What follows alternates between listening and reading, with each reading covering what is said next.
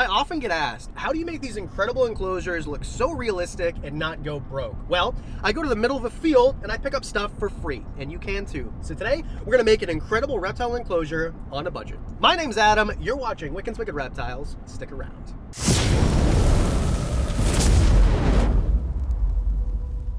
You can literally go on the side of a highway. There's a road right there, went to the outlet mall, and now there's sticks right here. So pick up sticks basically anywhere you want to pick up sticks. Just make sure it's not a place that's sprayed for pesticide. This is a trail that's used for hiking and recreation. There's no spraying going on here, maybe a little bit of dumping, and then you go home and you clean them up a bit, and then you go ahead and throw them in your enclosure. The idea for today's video is not to make it a production where you have to make sure that you do this and then next month this and then next month this.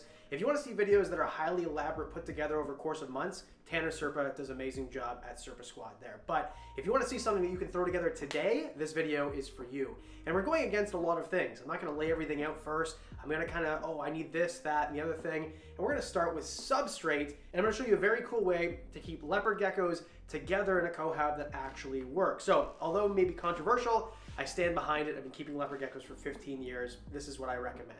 This enclosure could be work for a bearded dragon. There's so many animals that you could use an arid setup like this for. And we're gonna start with the Dubia.com 4x2x2. This is my favorite enclosure. You can keep rainbow boas, ball pythons, corn snakes, leopard geckos, and multiples if you want.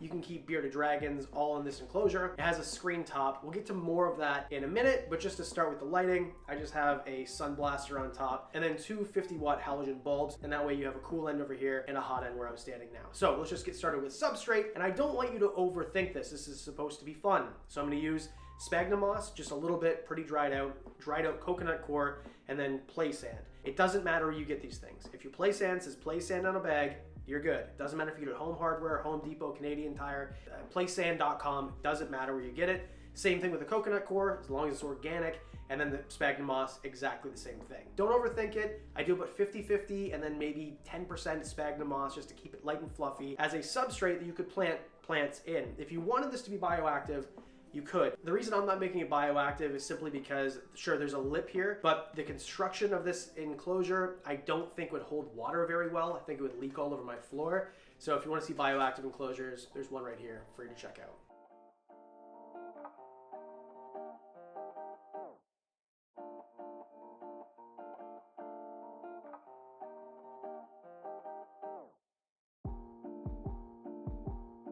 So realistically, this is kind of a bioactive substrate, considering I took it from something else, and there is isopods already in it. So this would work. I'm just saying don't drench it. If you're gonna put plants in it, maybe make sure that it's caulked all on the inside. I'll get to the construction of it in a minute. Basically, now the idea is to scape it however you want. This took, in total, including setting up camera, 3.5 minutes. So what I'd like to do is put something like slate or brick or something that catches temperature underneath the lights. And that way during the day, they really heat up, and these animals are going to, of course, they're not gonna be out during the day, usually, but at night they will be, especially when the lights first go out. That's when they're gonna come out, and that's when those rocks are still gonna be warm. And of course, if you want to add something like a radiant heat panel or a ceramic heat emitter for nighttime that doesn't give off light, you can do that. So you're gonna see me putting the rocks or the bricks that I found in my yard here. And to clean them off, I did precisely nothing. Make sure that they're not rolling around in dog turds. I mean, things like that. But whatever's outside in your yard, do you keep animals outside? I keep tortoises outside. If there was issues with what's going on, then you'd have issues with that too. So as long as there's no pesticides, as long as you're not spraying your yard, you're gonna be okay. And then when I'm collecting sticks like you saw earlier, I collected these from a place that's natural, no one's spraying it, it's not near any fields, anything like that. The idea is just have fun with it. Create a place for them to hide on the cool side, on the warm side. Create many spots if it's for many animals, and make sure that you have places for them to feel secure. And give them places to go in terms of different levels. Even if it's a leopard gecko, they wanna go a little bit higher, a little bit lower, and make sure things are sturdy so that things aren't just gonna fall all willy-nilly. If you're using bricks, make sure that they're secure, make sure you're not moving the enclosure with the animals in them, just common sense stuff like that. I want to say thank you to Dubia.com for sponsoring today's episode. They did send me this enclosure for free. They gave me no talking points. They told me, say what you like about the enclosure. So I'm going to tell you everything that I like. First of all, it's really affordable and it's really greatly built. So obviously this is competing with a lot of things like PVC enclosures, and this is different. The construction of it's different. It's easy. It comes in a flat pack. And when you set it all up, I really like that it has vents in the side, the screen lid, so you can just put the lights on the top, where most of the time you have a solid black or whatever color PVC lid. This has a screen, which is great for arid animals also. So if you have a bearded dragon or if you have a colony of leopard geckos, this is probably the best enclosure for something like that. One thing I really love about these enclosures too is the glass actually comes out. Nothing bothers me more than glass or acrylic that doesn't come out of the enclosure. This one does, and you don't have to deassemble. And it's glass. I like that. If you have an animal that has big claws, you're gonna have scratches if it's acrylic. If it's glass, you're not gonna have those issues, and it's really easy to clean. So overall, I would say this is one of the greatest enclosures that I have. Unfortunately, if you're Canadian like me, they don't ship to Canada quite yet, but if you're in the US, they ship all over the US. It's attractive, it's robust. I like that you can see in the bottom of the litter tray here. Overall, Dubia.com really knows how to put together reptile enclosures. I'd highly recommend them. And if you click the link below, you can get yourself one too. This is not the most elaborate enclosure. This is an enclosure that you can set up today. If your Dubia.com or whatever enclosure you make comes in today, you can set this up today for basically free. I use leftover sand, I use leftover coconut core, I use leftover sphagnum moss, I picked the sticks outside, the bricks were from the landscaping my yard from last year. I spent exactly $0 besides the actual enclosure and the lighting. So this is something you can do, and it takes no artistic talent to do this. You're just trying to create the best environment for these animals. And speaking of animals, let's go downstairs and let's pick the nicest ones that we're keeping for this year. And just to give you an idea here, I know this might be controversial, and Dubia.com in no way is endorsing keeping geckos together. I didn't talk to them about this at all. I'm just saying all these animals are hatched out within 4 months of each other. They're all full size. They're all really great so far. I've had them together when I'm cleaning bins and things like that. And of course, there's no males. It's only females. There's gonna be no breeding. There's gonna be no fighting. There's lots of place for them to go. So let's go ahead, let's go downstairs and let's pick some amazing geckos for this amazing setup. The first one that we picked is a Hypotangerine Eclipse. So this is an animal, oh, you're trying to bite my hand?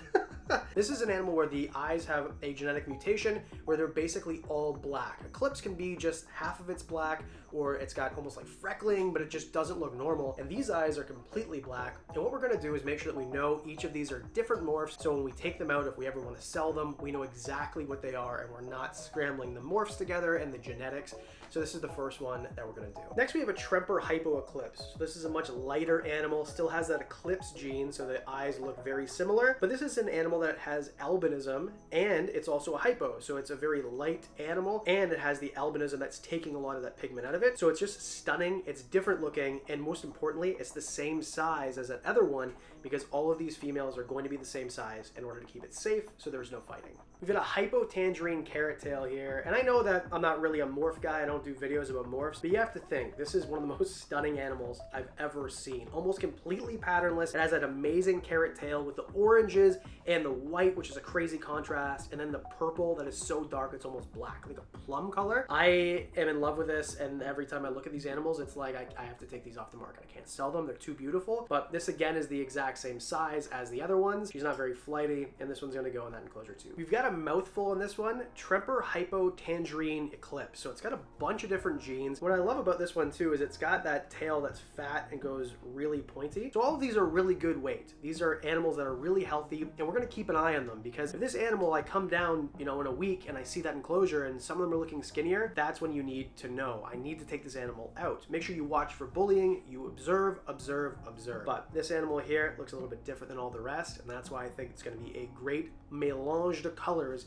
and it's gonna be really stunning visually to the eye to watch them all walk around. You guys know I love the snows, especially when we used to talk tons and tons about leopard geckos at the beginning of this channel 5 years ago. This is a Tug Snow in comparison to a Mac Snow, and it has the Tremper gene in it, which is a Tremper albino. There's 3 types of albinism in these animals, so if I say Tremper, that's what I mean. And it has that eclipse gene in the eyes, so something a little bit different, and that means that we've got one more that we have to pick. And one that looks just a little bit more normal, not completely normal, but just that doesn't have a whole bunch of genes in it, just to give it a little bit of naturalism in the enclosure. I think that we have a good mix of geckos, and I think it's time to go. This is my favorite part, right? This is the part that you want to do. The reason you're watching this video, hey, I want to set up an enclosure today, is because you want to put the animals in today, and that's exactly what we're going to go do. So as we do the releasing here, keep in mind these geckos are all the same size, they're the same age, they're the same sex, which is really important. Females only, never put 2 male leopard geckos together. I promise you there'll be some assembly required, one of them or both in the morning. So these animals are going to eat the same food. We're going to give them multiple food sources tomorrow. We'll let them them settle in tonight. We're gonna make sure we mist the entire enclosure once a day, because that's usually how leopard geckos drink, is water from water droplets. There's a water source, there's lots of places to hide. If you're gonna do a cohouse, do your research, know the risks, know what you're getting yourself into. And if you're reading in the comments, there's gonna be people who are leopard gecko people, especially, who are gonna say things like, it is never okay to keep leopard geckos together. And there's a word I like to use to describe these people. Wrong and closed-minded.